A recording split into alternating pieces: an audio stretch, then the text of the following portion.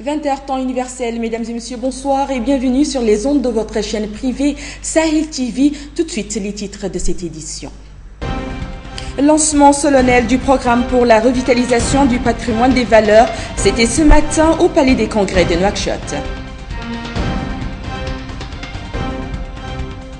Grève des étudiants de l'université de Nouakchott, ils étaient des centaines à réclamer ce matin de meilleures conditions de transport. Et puis de l'or, de l'argent dans cette édition, notre équipe de Kingboxing est rentrée du Maroc bien garnie. Merci mesdames et messieurs de vous joindre à nous. Lancement solennel du programme national pour la revitalisation du patrimoine des valeurs. C'est finalement le Premier ministre, M. Yahya Ould-Hadamine, qui a ouvert la cérémonie de lancement au Palais des Congrès en présence de nombreux invités. Ismaël Tandian nous fait le point. Ce n'est finalement pas le président de la République qui lancera le programme national pour la revitalisation du patrimoine des valeurs, mais le Premier ministre Yahya Ould-Hadamine. Les résultats attendus de l'exécution de ce programme sont ceux qui doivent ressortir naturellement d'une révision profonde des référentiels des valeurs par la société et avec la contribution de tous ses membres, car sans cette révision, le système social ne pourra pas offrir la stabilité requise pour sa pérennité.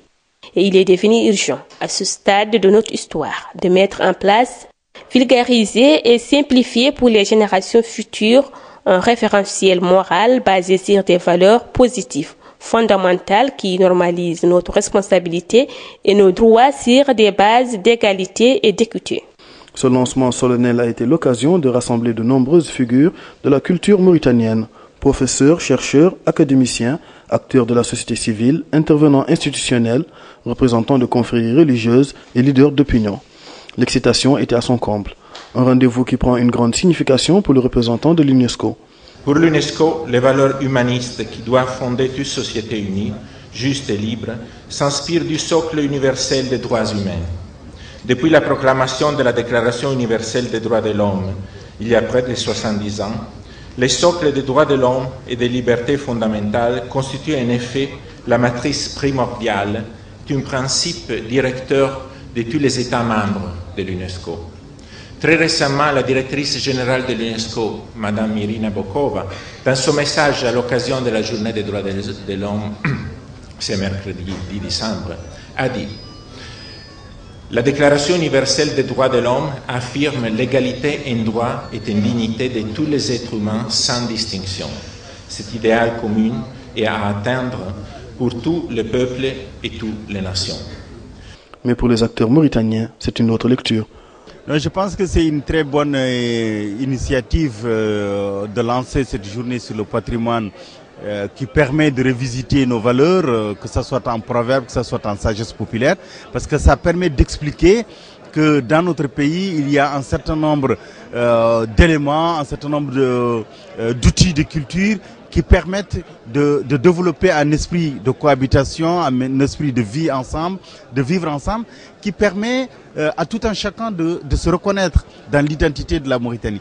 Et lorsqu'on voit ces différents proverbes, qu'il s'agisse de la sincérité, qu'il s'agisse du respect de l'autre, qu'il s'agisse du respect du prochain, qu'il s'agisse simplement de la religion, on s'aperçoit que lorsqu'on visite ces proverbes-là, ces éléments sociolinguistiques, on s'aperçoit que la Mauritanie est très riche et qu'elle est capable de vivre dans un certain équilibre social et puis avec une vie très apaisée. L'endurance, la loyauté, la mesure, la solidarité, le respect de l'autre, des valeurs positives qui doivent être restaurées pour retrouver les équilibres qui ont permis à la société d'évoluer dans la sérénité. Reste à savoir si un programme et une série de conférences suffiront à restaurer des fondements fissurés. Des centaines d'étudiants de l'université de Nouakchott ont manifesté ce lundi pour dénoncer les conditions de transport, la vétusté du parc et son insuffisance. Ils ont sillonné les grandes artères de la capitale en direction du campus universitaire, brandissant des pancartes demandant une solution définitive à cet épineux problème. L'université de Nouakchott connaît depuis quelques semaines une crise de transport aiguë que que les autorités justifient par le transfert des facultés de lettres et sciences humaines vers le nouveau campus. Écoutons à ce propos M. Ndongo Mamadou, vice-président chargé des recherches et de la coopération, qui nous explique ici le point de vue de l'administration de l'université. Les solutions, c'est pas. Il faut savoir d'abord une chose, c'est que le transport, ça relève d'une institution qui ne dépend pas de l'université. Ça s'appelle le Centre national des œuvres universitaires. C'est eux qui sont responsables du transport. Maintenant, nous, on est concernés en tant que partenaires parce que ce sont nos étudiants qui doivent être transportés et c'est eux qui, par moment, perturbent le transport. Donc c'est en ça qu'on est concerné. Parce que si le transport ne fonctionne pas, nos étudiants ne viennent pas étudier. Et aussi, on doit veiller à ce qu'il y ait quand même la discipline dans notre campus et au voisinage de notre campus. C'est en ça qu'on est concerné. Par rapport aux informations qu'on a de notre tutelle, c'est que l'État est au courant du problème. On a bien posé aussi, nous, le problème. On sait qu'il y a un réel problème. Mais c'est que l'État a commandé 40 bus, d'après les informations qu'on a reçues de notre tutelle. 40 bus sont en commande. Mais une commande, ça prend du temps. C'est un processus. Il y a un appel d'offres, il y a Donc, une fois que ce processus est en cours, il faut attendre et peut-être chercher des solutions intermédiaires. Les solutions intermédiaires, c'est qu'on nous a dit que éventuellement il y avait certains bus qui étaient en panne, qui sont en réparation, qu'on va essayer de mobiliser tous les bus qui sont sur Nouakchott pour renforcer le transport. Mais le directeur de la société nous a dit qu'ils assuraient la navette. Tant qu'il y a un étudiant, les étudiants vont être transportés. Le bus va prendre du campus jusqu'à Big Market et d'autres vont prendre de là-bas, prendre le relais. Mais tout ça, ce n'est pas notre travail. Nous, notre travail, c'est qu'on doit empêcher que nos étudiants perturbent le transport au niveau du campus. On était au courant que le lundi, les étudiants vont arrêter les bus.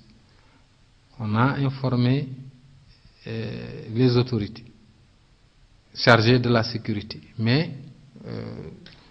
le lundi, pratiquement au niveau du Big Market, ou bien le rond-point qui dépasse Big Market, de là-bas, tous les bus étaient arrêtés et il y avait quelques agents de police, pas en nombre suffisant, pour empêcher les gens de perturber. Donc tous les bus ont été retournés.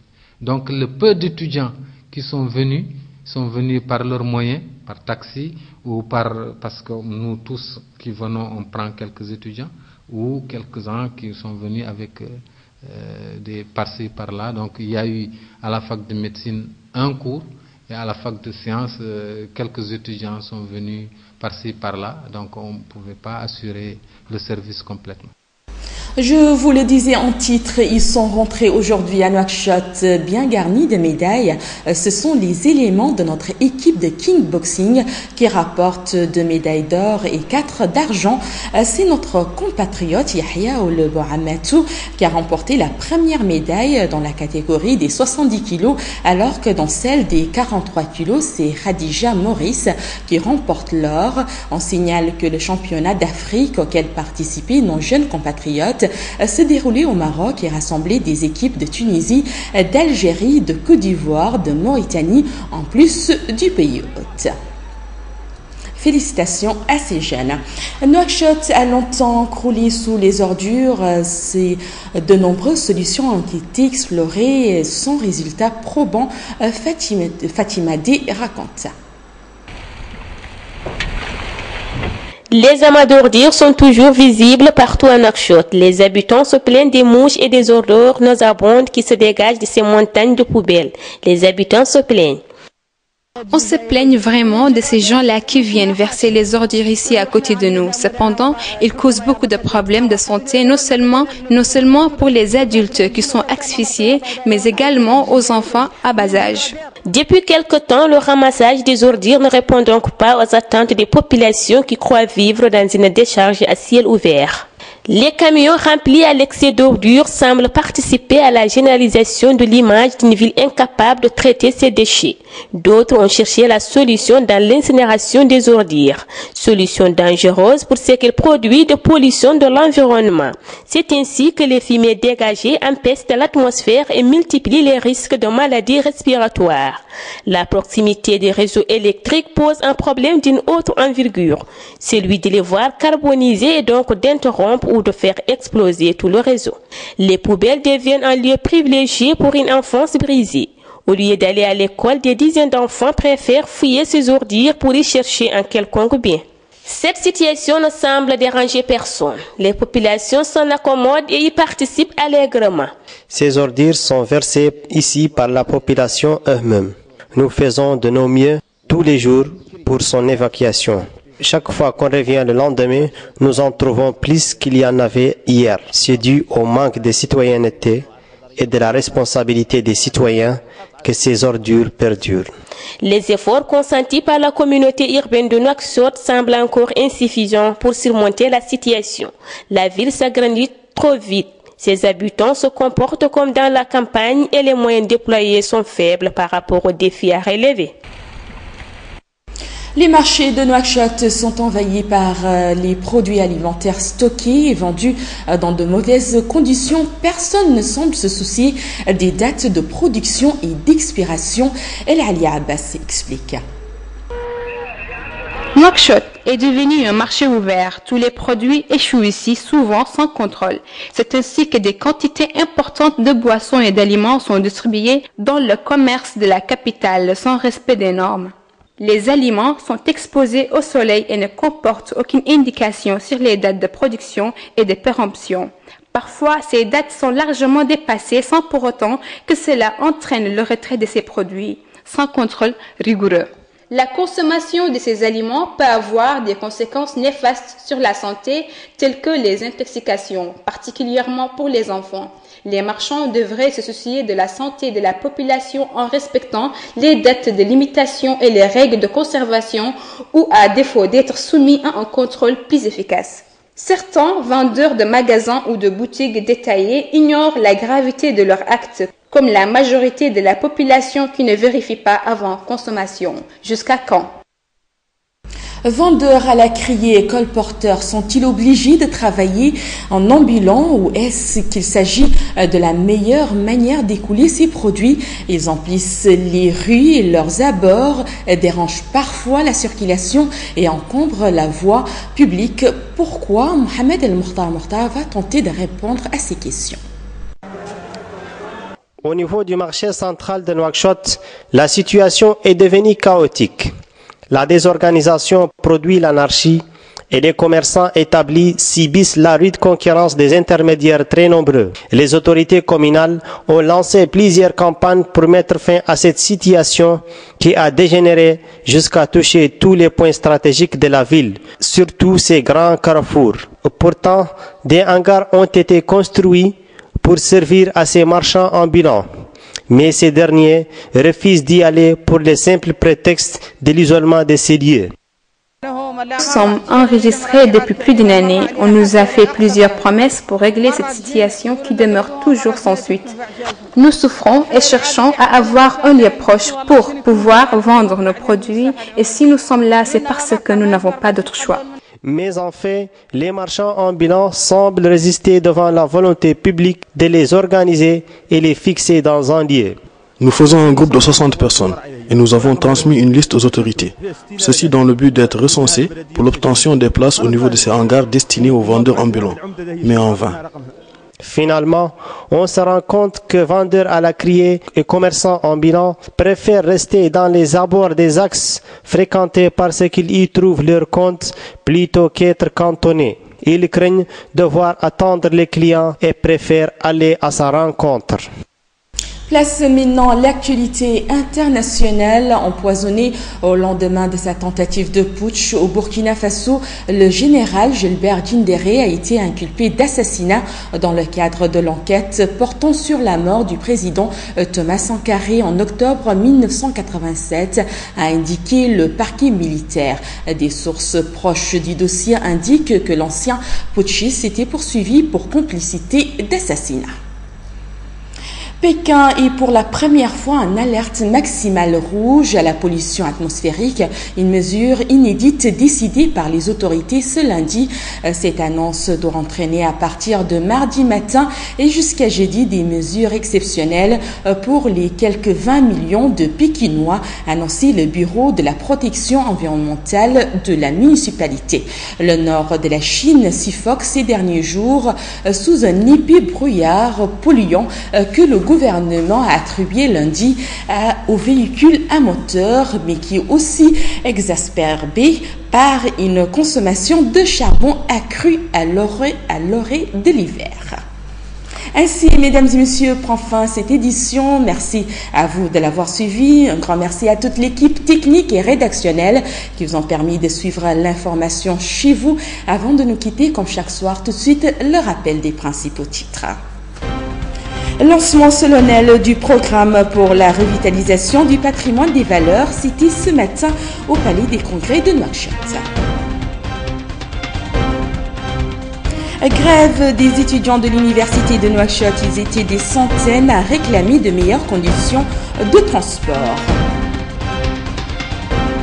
Et puis de l'or, de l'argent dans cette édition, notre équipe de Kingboxing est rentrée du Maroc bien garnie. Passez, mesdames et messieurs, un excellent moment en compagnie des programmes de Sahel TV.